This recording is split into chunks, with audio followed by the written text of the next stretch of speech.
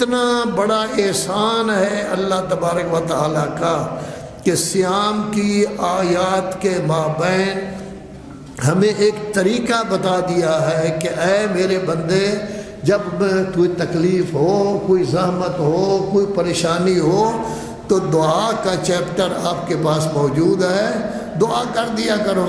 جب اللہ کی بارگاہ میں دعا کرو گے تو اللہ تبارک و تعالیٰ تمہاری دعاؤں کو سنتا ہے۔ کیوں؟ اس سے پتہ چلتا ہے کہ دعا کیا کرو، دعا کی بخشش کی، یعنی ہر چیز کی بخشش، ہر چیز جو بھی آپ کو ضرورت ہو اگر آپ چاہتے ہیں، اس کی چابی دعا ہے۔ ہر حاجت کو قوی بنانے کے لیے، طاقتور بنانے کے لیے کہ آپ کی وہ حاجت پوری ہو، اس کا وسیلہ دعا ہے۔ سب نعمتیں اللہ کے پاس ہیں، سب رحمتیں اللہ کے پاس ہیں، لیکن آپ بولو گے تو تمہیں ملے گی، آپ پکارو گے اللہ کو تو تمہیں ملے گی۔ ظاہر ہے کہ آپ سب بزرگان تشریف فرما ہیں، اکثریت آپ کی ایسی ہے، بچے تو کم بیٹھے ہوئے ہیں، اکثریت آپ کی ایسی ہے کہ وہ شادی شدہ ہیں، ان کے بچے ہیں، ان کی اولاد ہیں۔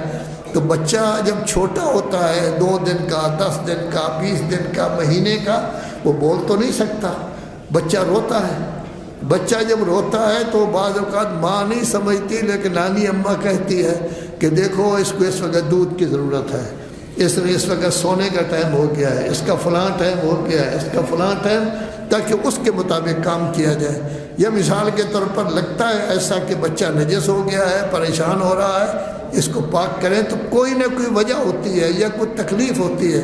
بچہ روتا ہے تو ماں کوئی چیز دیتی ہے نا، اگر بچہ نہیں روئے گا تو کیسے؟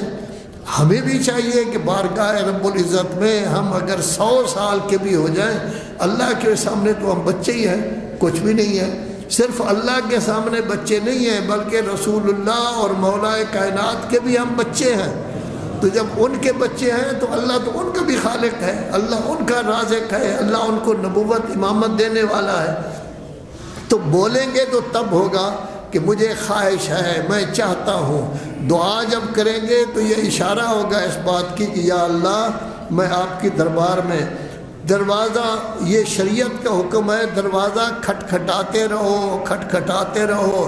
اللہ کا دروازہ ایک وقت ایسا آئے گا کہ یہ دروازہ یقیناً کھل جائے گا۔